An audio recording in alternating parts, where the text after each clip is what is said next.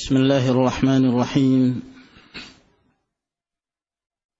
السلام عليكم ورحمة الله وبركاته. إن الحمد لله نحمده ونستعينه ونستغفره ونعوذ بالله من شرور أنفسنا ومن سيئات أعمالنا. من يهده الله فلا مضل له ومن يضلل فلا هادي له، وأشهد أن لا إله إلا الله وحده لا شريك له، وأشهد أن محمدا عبده ورسوله. يا أيها الذين آمنوا اتقوا الله حق تقاته ولا تموتن إلا وأنتم مسلمون. يا أيها الناس اتقوا ربكم الذي خلقكم من نفس واحدة وخلق منها زوجها وبث منهما رجالا كثيرا ونساء، واتقوا الله الذي تساءلون به والأرحام إن الله كان عليكم رقيبا. يا أيها الذين آمنوا اتقوا الله وقولوا قولا سديدا يصلح لكم أعمالكم ويغفر لكم ذنوبكم، ومن يطع الله ورسوله فقد فاز فوزا عظيما. أما بعد، فإن أصدق الحديث كلام الله تعالى، وخير الهدي هدي محمد صلى الله عليه وعلى آله وسلم، وشر الأمور محدثاتها، فإن كل محدثة بدعة، وكل بدعة ضلالة، وكل ضلالة في النار.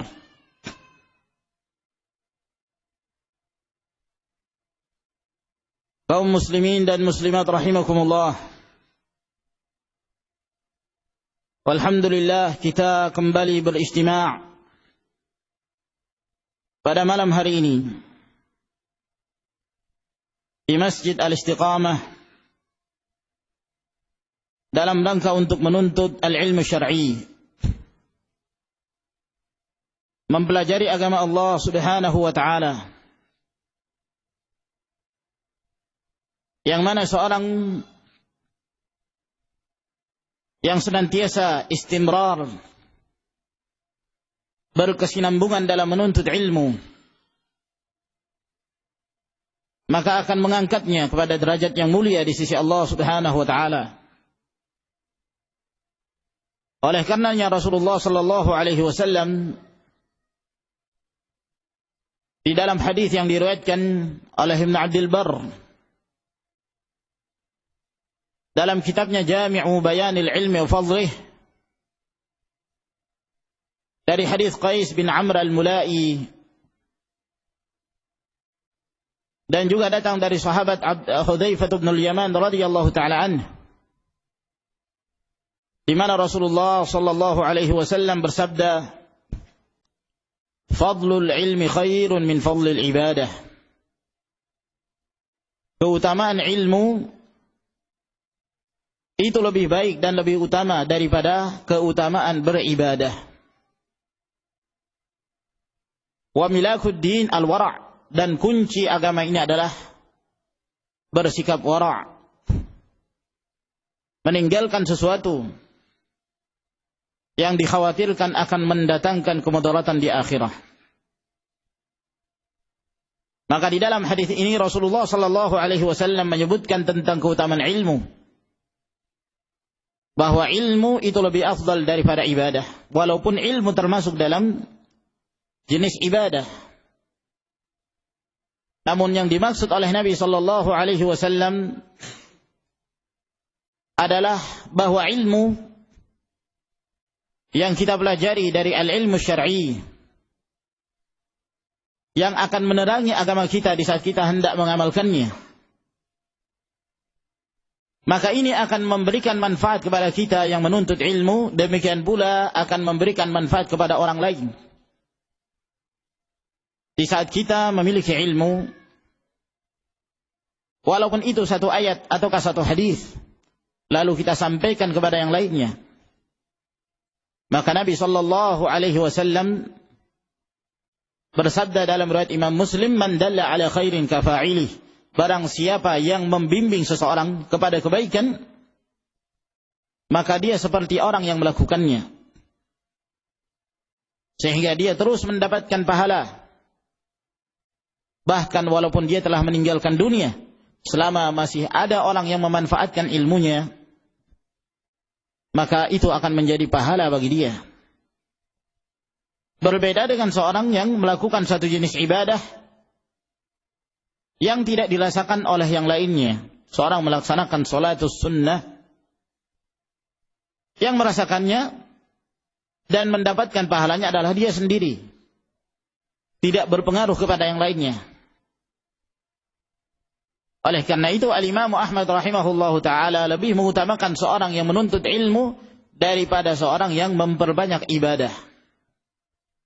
Sebab seorang yang menuntut ilmu itu akan mentransfer ilmunya kepada yang lain, sehingga yang lain pun mendapatkan bimbingan berdasarkan kitabullah dan sunnah Rasulnya sallallahu alaihi wasallam. Lebih pada zaman-zaman yang penuh dengan fitnah, dan terlebih lagi di saat manusia banyak yang telah meninggalkan al-ilmu syar'i, maka menuntut ilmu lebih ditekankan lagi. Semakin mendekati hari kiamat, semakin banyaknya manusia yang melupakan ilmu. Min asyratis sa'ah ay yaqilla al-ilm wa yadhhar al-jahlu. Di antara tanda-tanda hari kiamat, kata Nabi sallallahu alaihi wasallam, tatkala ilmu semakin sedikit orang yang menuntutnya, sedangkan kejahilan semakin merajalela. Dari hadis Anas bin Malik yang diriwayatkan oleh Imam Al-Bukhari rahimahullahu taala. Ma'asyiral muslimin wal muslimat rahimakumullah, kita melanjutkan kembali pelajaran kita dari pembacaan sahih Al-Imam Al-Bukhari rahimahullah. Dan pada pertemuan yang lalu kita telah menyebutkan bab yang menjelaskan tentang keutamaan beribadah pada malam Lailatul Qadar.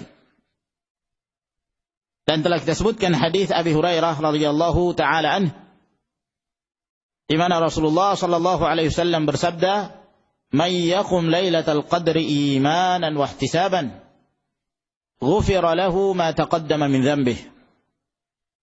Barang siapa yang senantiasa menegakkan ibadah pada malam Lailatul Qadar dengan keimanan dan mengharapkan keridhaan Allah tabaraka wa taala, maka diampuni segala apa yang telah lalu dari dosa-dosa yang pernah dia kerjakan. Kita melanjutkan ke bab yang berikutnya. Berkata Al-Imam Abu Abdullah Muhammad bin Ismail bin Ibrahim bin Al-Mughirah ibn Bardizbah Al-Ju'fi maulahum Al-Bukhari rahimahullahu ta'ala, babun al-jihadu minal iman. Bab berjihad di jalan Allah subhanahu wa ta'ala itu termasuk di antara yang menyempurnakan keimanan seseorang. Maka di dalam bab ini Al-Imam Al-Bukhari rahimahullahu ta'ala kembali menyebutkan satu di antara sekian dari cabang-cabang keimanan yang apabila seorang mengamalkannya dan menghidupkannya, maka akan semakin menyempurnakan keimanan seorang muslim. Berkata Imam Al-Bukhari rahimahullah, haddatsana Harami ibnu Hafsin, telah memberitakan kepada kami Harami bin Hafs. Abu Ali, beliau berasal dari Basrah. Qala haddatsana Abdul Wahid. Beliau berkata telah memberitakan kepada kami Abdul Wahid. Beliau adalah Abdul Wahid bin Ziyad Abu Bishr, dan beliau juga berasal dari Basrah. Qala haddatsana Umarah. Beliau berkata telah memberitakan kepada kami Umarah, dan beliau adalah Umarah ibn al-Qaqa' Ad-Dabbi rahimahullahu ta'ala, berasal dari Kufah. Jadi dari sini nampak dari sanad hadis ini periwayatan orang-orang Basrah yang mereka meriwayatkan hadis dari orang-orang Kufah. Kalau kita melihat terjadinya perbedaan bangsa dan perbedaan suku, qabilah dari para perawi, maka ini menjelaskan kepada kita bahwa para ulama terdahulu demikian semangatnya mereka menuntut ilmu hadis, walaupun mereka harus meninggalkan kampung halamannya. Terkadang kita mendapati satu riwayat orang Irak meriwayatkan dari Ahlul Madinah, Ahlul Madinah meriwayatkan dari Ahlu Makkah, orang Makkah meriwayatkan dari penduduk Yaman, dan begitu seterusnya. Maka kita mengambil faedah dari semua itu, menjelaskan ijtihad, kesungguhan para ulama ussalaf terdahulu dalam memelihara hadis-hadis Rasulullah sallallahu alaihi wa ala alihi wasallam. Inna Allah azza wa jalla yadfa'u al-balaa'a an hadhihi al-umma bi rihlati ashabil hadis. Salah seorang para ulama ussalaf mengatakan, sesungguhnya Allah Subhanahu wa taala mengangkat bala, mengangkat musibah dari sebuah kampung itu disebabkan karena perjalanannya para penuntut ilmu yang mereka berjalan dalam rangka untuk memelihara hadis-hadis Rasulullah sallallahu alaihi wa ala alihi wasallam. Terkadang di antara para ulama ada yang berjalan selama sebulan hanya untuk mencari satu hadis. Syu'bah bin al-Hajjaj radhiyallahu taala anhu, beliau pernah berjalan dari Basrah, beliau berangkat ke Makkah. Dari Makkah ternyata periwayat hadisnya berasal dari Madinah. Dari Madinah ternyata periwayat hadisnya berasal dari Kufah, dan dari Kufah dikhabarkan bahwa orang Kufah tersebut meriwayatkan dari Basrah. Jadi dari Basrah dia kembali ke kampungnya dalam keadaan mengendarai seekor keledai. Ya, bukan pesawat, enggak ada pesawat pada zaman itu. Dan tidak ada Innova pada zaman itu. Ya. Enggak ada mobil yang mentereng seperti sekarang ini. Belum ada kereta api. Nah, yang dijadikan andalan dari Syu'bah bin al-Hajjaj rahimahullahu taala adalah kendaraan beliau seekor himar, keledai. Antum bisa bayangkan kira-kira berapa lama perjalanan beliau dari Basrah ke Makkah. Makkah kemudian menuju ke Madinah, kembali ke Kufah. Dari Kufah kemudian ke Basrah. Berkeliling beliau hanya untuk mencari satu hadis. Dan subhanallah, setelah beliau berkeliling, ternyata beliau berkesimpulan beliau mendapatkan hadis yang ternyata itu adalah hadis yang dhaif. Hadis yang lemah. Karena ujung-ujungnya ternyata hadis yang beliau sedang cari berasal dari seorang perawi yang bernama Syahr bin Hausyab. Sedangkan Syahr bin Hausyab ini termasuk perawi yang lemah menurut Syu'bah ibn al-Hajjaj rahimahullahu ta'ala. Qala haddatsana Abu Zur'ah ibnu Amr ibn Jarir. Beliau berkata telah memberitakan kepada kami Abu Zur'ah bin Amr bin Jarir Al-Bajali, beliau juga berasal dari Kufah. Dan mereka ini adalah para perawi yang terpercaya dalam meriwayatkan hadis. Qala sami'tu Aba Hurairah. Beliau berkata, aku telah mendengarkan dari Abu Hurairah anin Nabi sallallahu alaihi wasallam qala. Dari Nabi sallallahu alaihi wasallam bahwa beliau bersabda, Intadaballahu. Yang dimaksud intadaba ay sara'a bi thawabihi wa husni jazaih. Bersegera untuk membalas dengan balasan yang terbaik. Jadi makna intadaballahu, Allah subhanahu wa ta'ala bersegera untuk membalas dengan balasan yang terbaik liman kharaja fi sabilih, terhadap orang yang keluar di jalannya, yakni di jalan Allah subhanahu wa ta'ala. La yukhrijuhu illa imanun bi wa tasdiqun bi rusuli. Tidak ada yang mengeluarkan dia kecuali karena iman kepadaku dan membenarkan rasul-rasulku. Maka di sini Allah Subhanahu wa taala memberikan pujian dan menjanjikan untuk menyegerakan pahala dan balasan yang terbaik bagi orang yang keluar di jalan Allah tabaraka wa taala. Dan yang dimaksud di sini adalah al-jihad fi sabilillah. Sebagaimana yang nampak nanti dari siyaqul al-kalam, siyaqul hadis, konteks hadis yang disebutkan oleh Nabi sallallahu alaihi wasallam. Yang dimaksud kharaja, keluar di sini adalah berjihad di jalan Allah Subhanahu wa taala. Dan berjihad itu ada dua macam. Berjihad dengan as-silah, berjihad dengan pedang, dengan menggunakan kekuatan tubuh. Dan yang kedua adalah berjihad dengan menggunakan kekuatan ilmu, dengan menggunakan kekuatan pikiran. Oleh karena itu, talabul ilm, menuntut ilmu termasuk di antara jihad di jalan Allah Subhanahu wa taala. Bahkan di dalam surah At-Taubah, Allah tabaraka wa taala membagi orang-orang yang berjihad di jalan Allah Subhanahu wa taala menjadi dua bagian. Di antara mereka ada yang bertempur di medan jihad, dan di antara mereka ada yang bertakhassus, mengkhususkan dirinya untuk bertafaqquh, mendalami agama Allah tabaraka wa ta'ala.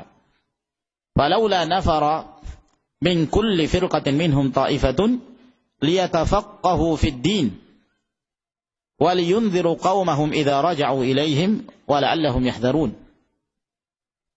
Alangkah baiknya kalau di antara mereka-mereka yang berangkat ada sekelompok dari mereka yang dikhususkan untuk menuntut ilmu, mendalami agama Allah Subhanahu wa taala, agar kemudian mereka memberikan peringatan apabila saudara-saudara mereka telah kembali, semoga mereka mendapatkan peringatan. Maka ayat Allah Subhanahu wa taala menjelaskan kepada kita bahwa Rasulullah sallallahu alaihi wasallam membagi orang-orang yang berjihad menjadi dua bagian. Ada yang berjihad di medan pertempuran, dan mereka inilah para mujahidin, orang-orang yang berjihad dengan mengangkat senjata, yang apabila mereka berjihad karena iman dan mengharapkan keridhaan Allah Subhanahu wa taala, maka mereka gugur sebagai syuhada. Demikian pula para penuntut ilmu, mereka mengkhususkan dirinya untuk mempelajari agama Allah Subhanahu wa taala, menghidupkan Al-Quran dan As-Sunnah An-Nabawiyah. Maka mereka ini pun adalah orang-orang yang dimuliakan Allah Subhanahu wa ta'ala. La yukhrijuhu illa imanun bi wa tasdiqun bi rusuli. Tidak ada yang mengeluarkan dia dari rumahnya melainkan karena iman, beriman kepada Allah dan membenarkan rasul-rasulnya. Maka di sini peringatan dari Nabi sallallahu alaihi wasallam bahwa dalam berjihad dibutuhkan niat yang ikhlas. Tidak setiap orang yang berangkat berjihad dan mengangkat senjata meninggal dalam pertempuran maka dia mati sebagai syahid. Tidak setiap orang yang bertempur dalam medan pertempuran jihad melawan orang-orang kafir maka dia dianggap sebagai seorang yang mujahid. Semuanya kembali kepada niat. Dan Allah Subhanahu wa taala yang Maha mengetahui niat masing-masing dari hambanya. Kita tidak ada yang mengetahui. Dalam hadis yang diriwayatkan oleh Imam Al-Bukhari dan Muslim dari hadis Abu Musa Al-Asy'ari radhiyallahu taala anhu, pernah ada seseorang datang kepada Rasulullah sallallahu alaihi wasallam. Lalu dia bertanya, "Ya Rasulullah, ar-rajulu yuqatilu lil maghnam, ar-rajulu yuqatilu lidh-dhikri, war-rajulu yuqatilu liyura makanuh. Ayyu dzalika fi sabilillah?" Wahai Rasulullah, ada seseorang yang berperang karena untuk mendapatkan ghanimah, harta rampasan perang. Ada seorang yang berperang karena untuk disebut-sebut sebagai pahlawan. Dan ada seorang yang berperang karena riya. Dalam riwayat yang lain disebutkan bahwa dia bertanya, ada seseorang yang berperang karena memang dia hanyalah seorang pemberani. Ya. Suka dengan yang namanya berbau kematian. Jadi kalau ada yang berbau kematian, dia senang. Bukan karena Allah Subhanahu wa taala. Maka siapakah di antara mereka yang disebut sebagai seorang yang berjihad di jalan Allah? Maka Rasulullah sallallahu alaihi wasallam menjawab, "Man qatala litakuna kalimatullahi hiyal ulya, fa huwa fi sabilillah."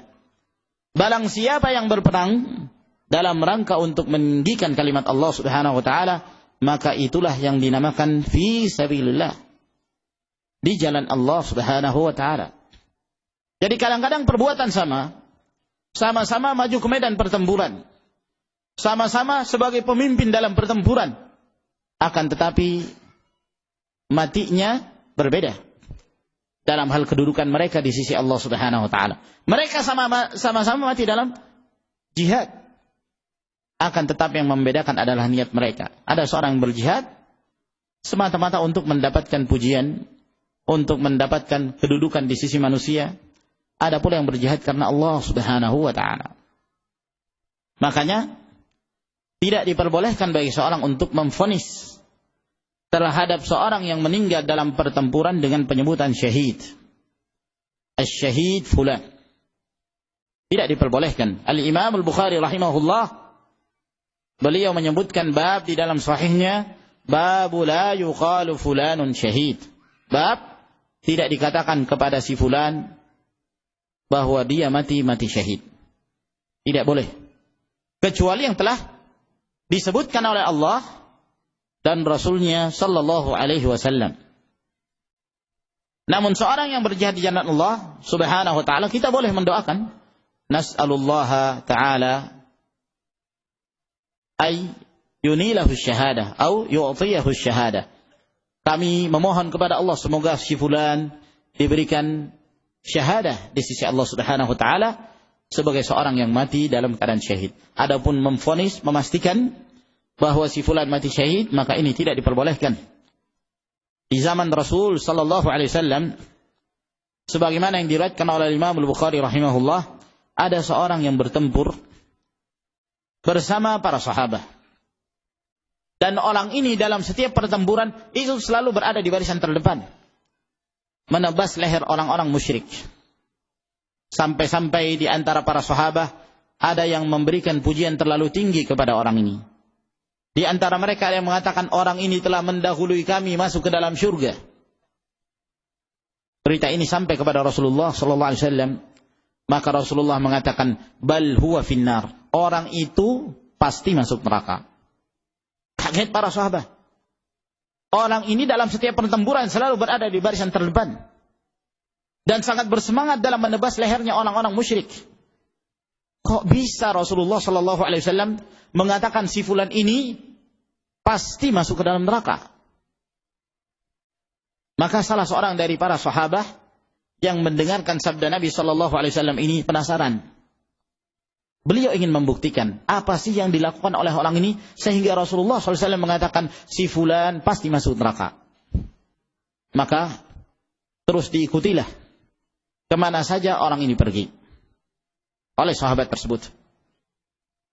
Lalu kemudian suatu ketika tatkala dia bertempur dengan seorang musyrik dan dia terkena tebasan pedang, maka dia dalam keadaan kesakitan. Maka dia pun pergi menuju ke tempat yang sepi. Dia menyangka tidak ada orang yang melihat dia, padahal ada sahabat yang terus membuntuti kemana dia pergi. Maka dia pun pergi ke tempat yang sepi, lalu dia tidak tahan dengan perasaan sakit yang dia derita dari luka yang cukup parah. Maka dia pun menengok ke kanan dan ke kiri, melihat tidak ada orang yang melihatnya, maka dia pun membunuh dirinya sendiri dengan pedangnya. Maka dia mati dalam keadaan bunuh diri. Maka itu disaksikan langsung oleh sahabat yang terus membuntuti kemana orang ini pergi. Maka setelah dia menyaksikannya, dia pun datang kepada Rasulullah sallallahu alaihi wasallam, lalu dia mengatakan, asyhadu an la ilaha illallah wa asyhadu annaka Rasulullah. Aku bersaksi la ilaha illallah dan engkau benar adalah utusan dari Allah Subhanahu wa taala. Lalu beliau pun menceritakan tentang keadaan orang tersebut. Fal a'malu bil khawatim. Amalan seorang itu tergantung akhirnya. Kita tidak mengetahui keadaan seorang. Kita tidak mengetahui apa yang terdapat dalam hati seorang. Maka tidak diperbolehkan seseorang menggampang-gampangkan, memudah-mudahkan untuk menyebutkan pada seorang dengan istilah asy-syahid. Nah ini ma'asyiral muslimin rahimakumullah. Tidak ada yang mengeluarkan dia kecuali karena iman dan membenarkan para rasulku. Maka kata Nabi sallallahu alaihi wasallam, an urji'ahu bima nala min ajrin aw ghanimatin. Maka Allah Subhanahu wa taala bersegera untuk membalasnya dengan cara apa? Aku akan mengembalikan dia ke rumahnya dengan apa yang telah dia dapatkan dari pahala ataukah harta rampasan perang. Yang dimaksud atau di sini adalah al-waw ya, harta dan pahala. Karena seorang yang pulang dari medan pertempuran dalam keadaan dia masih hidup, dia jelas mendapatkan pahala apabila dia mengamalkannya dengan ikhlas dan mengharapkan keridhaan Allah. Dan kalau dia mendapatkan ghanimah, maka itu adalah suatu keutamaan yang Allah Subhanahu wa taala berikan kepada dia. Ini kalau dia dalam keadaan hidup kembali ke rumahnya. Ataukah dia dalam keadaan mati, au udkhilahul jannah, ataukah aku pasti akan memasukkan dia ke dalam surga. Sehingga keadaan orang yang berjihad itu selalu dalam keadaan baik. Dalam kondisi apapun dia hidup dalam keadaan mulia. Dia meninggal sebagai seorang syahid. Dengan syarat dia harus membenarkan dan membetulkan niatnya dari awal hingga akhir hidupnya. Ya. Karena satu amalan walaupun itu besar, namun disebabkan karena niat yang buruk, maka dapat membatalkan amalan tersebut. Abdullah ibn al-Mubarak rahimahullahu ta'ala, beliau mengatakan, rubba amalin saghirin tukabbiruhu niyah wa rubba amalin kabir tusaghiruhu niyah. Boleh jadi satu amalan yang kecil itu akan menjadi besar pahalanya disebabkan karena niatnya yang ikhlas. Dan boleh jadi satu amalan yang besar, amalan yang mulia, amalan yang agung akan tetapi menjadi kecil pahalanya disebabkan karena niatnya ya, yang dirusaki oleh riya dan yang lain sebagainya. Lalu kata Nabi sallallahu alaihi wasallam, "Walaula an asyqa ala ummati ma qa'adtu khalfa sariyatin." Kalaulah aku tidak memberatkan umatku, aku tidak akan meninggalkan sedikit pun ya, untuk mengikuti setiap pertempuran. Ma qa'adtu khalfa sariyatin, aku tidak akan duduk di belakang rombongan yang berangkat untuk bertempur, berjihad. Kalaulah aku tidak memberatkan umatku. Maksud Nabi sallallahu alaihi wasallam, apa yang menyebabkan beliau terkadang dalam pertempuran-pertempuran itu beliau tidak menghadirinya? Sebabnya adalah karena beliau khawatir akan memberatkan umat beliau. Para sahabat radhiyallahu taala anhum, kalau mereka mendengarkan Rasulullah sallallahu alaihi wasallam ikut dalam satu pertempuran, mereka sangat bersemangat untuk ikut serta. Ya.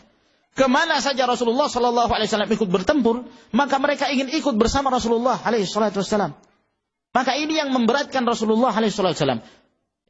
Gimana keadaannya kalau kemudian Rasulullah setiap pertempuran beliau ikut? Maka yang lain para sahabatnya mereka pun berlomba-lomba ingin ikut bersama Rasulullah sallallahu alaihi wasallam. Kemudian dari sisi yang lain, ya, tugas beliau yang lainnya untuk menyampaikan amanah dakwah kepada umat ini dikhawatirkan akan tertahan, terbengkalai. Maka beliau terpaksa dalam beberapa pertempuran beliau tinggal untuk mengurusi kondisi masyarakatnya, untuk mengajarkan pada mereka ilmu-ilmu yang telah Allah Subhanahu wa taala perintahkan pada beliau untuk disampaikan kepada umat ini. Sampai kemudian turunnya firman Allah Subhanahu wa taala, "Al-yauma akmaltu lakum dinakum wa atmamtu 'alaikum ni'mati wa raditu lakumul Islam dinan." Maka ayat ini turun menjelaskan tentang kesempurnaan Islam dan telah cukup apa yang telah disampaikan oleh Rasul sallallahu alaihi wasallam. Sehingga beliau tidak ikut dalam setiap pertempuran. Nah, dari sini menunjukkan bahwa kadang-kadang Rasulullah sallallahu alaihi wasallam meninggalkan suatu amalan khawatir jangan sampai memberatkan umatnya. Ya. Walaupun beliau sendiri menganjurkan untuk menghidupkan amalan tersebut. Bersiwak, ya, membersihkan gigi dengan menggunakan siwak, dan itu lebih afdal. Siwak maksudnya adalah akar yang berasal dari pohon al-arak. Namun kalau tidak ada itu, maka yang menggantikan kedudukannya, ya, sikat gigi atau dengan menggunakan pasta. Kata Nabi sallallahu alaihi wasallam, "Laula an asyqa ala ummati la amartuhum bis-siwaki 'inda kulli shalah." Dalam riwayat yang lain, 'inda kulli wudu'. Kalaulah aku tidak memberatkan umatku, aku akan perintahkan mereka untuk bersiwak pada setiap kali hendak mengerjakan salat. Dalam riwayat yang lain, pada setiap kali hendak berwudu. Maka dianjurkan oleh Nabi sallallahu alaihi wasallam. Rasulullah sallallahu alaihi wasallam kalau tidak memberatkan umat ini untuk mengerjakan salatul isya, diakhirkan sampai mendekati akhir waktunya, mendekati tengah malam, maka beliau akan wajibkan kepada mereka. Nah, dalam riwayat Bukhari dan Muslim, suatu ketika Rasulullah sallallahu alaihi wasallam memperlambat salatul isya sampai-sampai para wanita dan anak-anak mereka telah dalam keadaan tertidur. Sehingga Umar bin Khattab radhiyallahu ta'ala beliau mendatangi rumahnya Nabi sallallahu alaihi wasallam, dan pada waktu itu mendekati tengah malam. Akhir waktu isya itu sampai tengah malam, ya. Mendekati tengah malam. Maka Nabi sallallahu alaihi wasallam dipanggil oleh Umar, "Ya Rasulullah, as-shalah raqadan nisa was-sibyan." Wahai Rasulullah, salatul isya telah tertidur para wanita, demikian pula anak-anak. Lalu kemudian Rasulullah sallallahu alaihi wasallam keluar dari rumahnya dalam keadaan rambutnya meneteskan air yang menunjukkan bahwa beliau berwudu. Lalu setelah itu beliau mengatakan, "Laula an asyqa ala ummati la amartuhum bis salati hadhihi as-sa'ah." Kalaulah aku tidak memberikan keberatan untuk umatku, aku akan perintahkan mereka salat isya pada waktu ini. Ya. Maka ini yang membedakan antara salatul isya dengan salat-salat yang lainnya. Kalau salatul isya semakin diakhirkan semakin afdal. Tapi tentunya harus dilihat kondisi jamaah. Jangan sampai antum mengakhirkan yang mengikuti salatul jamaah hanya 3 orang. Ya. Maka ini tidak afdal yang demikian. Rasulullah sallallahu alaihi wasallam memperhatikan kondisi jamaah. Idza ra'ahum ijtama'u ajjala wa idza ra'ahum abda'u akhara. Ya. Kata Jabir, Nabi SAW memperhatikan kondisi jamaah. Apabila Rasulullah melihat mereka sudah berkumpul siap untuk melaksanakan salatul isya, maka beliau menyegerakan salatul isya. Namun apabila Rasulullah melihat mereka memperlambat salatul isya, maka beliau pun mengakhirkannya. Sehingga beliau melihat kondisi dari al-jamaah dalam melaksanakan salatul isya. Yang menjadi syahid dari sini bahwa Rasulullah SAW khawatir memberatkan mereka, sehingga beliau pun tidak mewajibkan hal itu kepada mereka. Salatul duha kadang-kadang beliau meninggalkannya. Ya. Sampai pada saat beliau meninggalkannya seakan-akan beliau tidak pernah lagi mengerjakannya. Kata Aisyah radhiyallahu taala anha, Rasulullah sallallahu alaihi wasallam meninggalkan salatul duha khawatir jangan sampai diwajibkan atas kalian, atas umat ini, dan itu akan memberatkan mereka. Bukan karena salatul duha itu tidak disyariatkan, sangat dianjurkan. Rasulullah sallallahu alaihi wasallam dalam sekian banyak riwayat menganjurkan salatul duha 2 rakaat atau lebih yang datang dari perbuatan Nabi sallallahu alaihi wasallam maksimal 12 rakaat. Dan demikian pula Rasulullah sallallahu alaihi wasallam menganjurkan untuk menghidupkan malam hari di bulan Ramadan dengan salatul lail di awal waktu, atau yang diistilahkan oleh kaum muslimin dengan istilah salatut tarawih. Walaupun pada hakikatnya tidak ada hadis yang sahih bahwa Nabi sallallahu alaihi wasallam menamakan salat tersebut dengan salatut tarawih. Namun manusia menamakan demikian.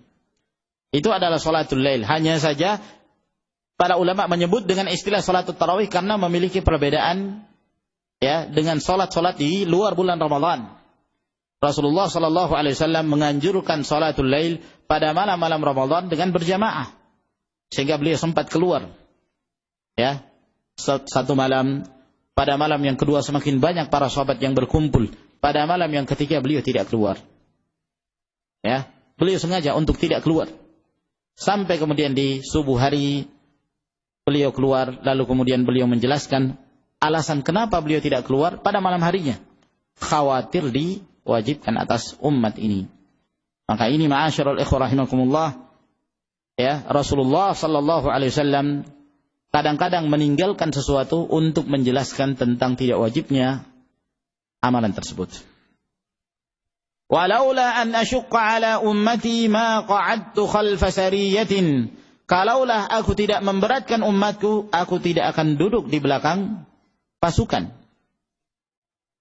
Wala wadittu anni uqtalu fi sabilillah, dan aku sangatlah berkeinginan untuk aku terbunuh di jalan Allah. Thumma uhya, kemudian aku dihidupkan lagi. Thumma uqtalu, kemudian aku dibunuh lagi. Thumma uhya, kemudian dihidupkan lagi. Thumma uqtal, kemudian dibunuh lagi. Rasulullah sallallahu alaihi wasallam berkeinginan demikian. Kalau jiwanya banyak, kalau setelah mati bisa dihidupkan lagi, maka beliau ingin berperang lagi. Menunjukkan bahwa Rasulullah alaihi salatu wasallam hendak menjelaskan keutamaan orang yang meninggal dalam jihad di jalan Allah Subhanahu wa taala. Mungkin kalau kita melihat secara kacamata duniawi, secara zahir, orang yang meninggal dalam medan jihad, tubuh mereka hancur berantakan. Ya, terkoyak-koyak dengan peluru, dengan pedang, dengan tombak dan yang semisalnya. Kita merasakan ngeri, tapi mereka merasakan kebahagiaan. Wala tahsabanna alladhina qutilu fi sabilillahi amwat, bal ahya'un 'inda rabbihim yurzaqun. Jangan kalian menyangka orang-orang yang terbunuh di jalan Allah Subhanahu wa taala mereka itu mati. Pada hakikatnya mereka itu adalah orang-orang yang hidup di sisi Allah, dalam keadaan mereka diberikan rezeki oleh Allah Subhanahu wa taala. Mereka hidup mulia.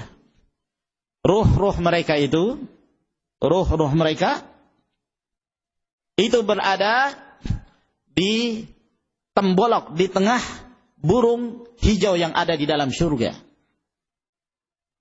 Sehingga burung ini terbang ke sana kemari, memakan apa saja yang dia inginkan dan meminum apa saja yang dia inginkan. Sehingga ruhnya orang-orang yang berjihad itu merasakan nikmat dengan makanan dan minuman surga. Sekarang ini, ya, sebelum ditegakkannya hari kiamat, ruh-ruh mereka sudah dimasukkan oleh Allah Subhanahu wa taala ke dalam surga. Sehingga mereka sangat merasakan kenikmatan.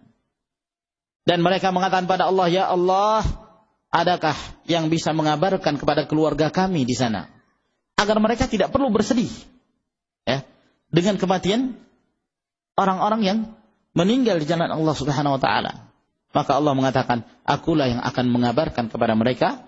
Allah Subhanahu wa taala menurunkan firman-Nya ini, wala tahsabanna alladhina qutilu fi sabilillahi amwat, bal ahya'un 'inda rabbihim yurzaqun. Nah, hadis ini menjelaskan kepada kita sekalian bahwa seorang yang berjihad mendapatkan kemuliaan dari Allah Subhanahu wa taala. Apabila seorang meninggalkan keluarga dan lebih mengutamakan kehidupan akhirah dengan iman dan mengharapkan keridhaan Allah Subhanahu wa taala, maka mereka akan mendapatkan kemuliaan dari Allah. Akan disempurnakan imannya, disempurnakan kedudukannya di sisi Allah Subhanahu wa ta'ala. Dan ini tidak ada yang mendapatkan demikian kecuali orang-orang yang dibimbing oleh Allah Subhanahu wa ta'ala untuk mendapatkan kedudukan yang mulia. Di dalam hadis yang diriwayatkan oleh Imam Al-Bukhari, kata Nabi sallallahu alaihi wasallam, "Inna fil jannati mi'ata darajah a'addaha Allahu azza wa jalla lil mujahidin fi sabilillah." Sesungguhnya di dalam surga itu ada 100 tingkat yang telah dipersiapkan oleh Allah Subhanahu wa taala bagi orang-orang yang berjihad di jalan Allah Subhanahu wa taala. Kemuliaan bagi mereka. Orang-orang yang berjihad di jalan Allah, mereka telah mulia di dunia dan di saat matinya dan di saat dia bertemu Allah Tabaraka wa taala. Dalam hadis yang diriwayatkan oleh Imam Tirmidzi dari hadis Al-Miqdam bin Ma'di Karib, kata Nabi sallallahu alaihi wasallam, "Lisyahidi 'indallahi khisal." Orang yang mati dalam keadaan syahid di sisi Allah Subhanahu wa taala, mereka mendapatkan sekian banyak kemuliaan. Yang pertama, yughfaru lahu fi awwali duf'atin min dami. Telah diampuni dosa-dosanya pada saat awal kali mengucur darahnya dari tebasan musuh. Sudah diampuni oleh Allah Subhanahu wa taala. Subhanallah. Awal kali mengucur darah telah diampuni oleh Allah. Makanya orang yang meninggal jalan Allah ini, ketika mereka menghadap kepada Allah Subhanahu wa taala, mereka akan membawa darah mereka yang mengucur. Tapi kata Nabi sallallahu alaihi wasallam, "Al-launu launud dam war rihu rihul misk." Warnanya warna darah, tapi baunya itu adalah bau minyak kasturi, bau yang sangat harum sekali. Telah diampuni dosanya. Ya, wa yujaru min adzabil qabr. Dan dia akan dilindungi oleh Allah Subhanahu wa taala dari siksaan kubur. Dia tidak akan merasakan siksaan kubur. Wa yara maq'adahu fil jannah, dia akan melihat tempat duduknya dalam surga. Wa ya'manu minal faz'il akbar, dan dia akan merasa aman dari hari ketakutan yang besar di saat Allah Subhanahu wa taala mengumpulkan seluruh makhluknya di padang mahsyar.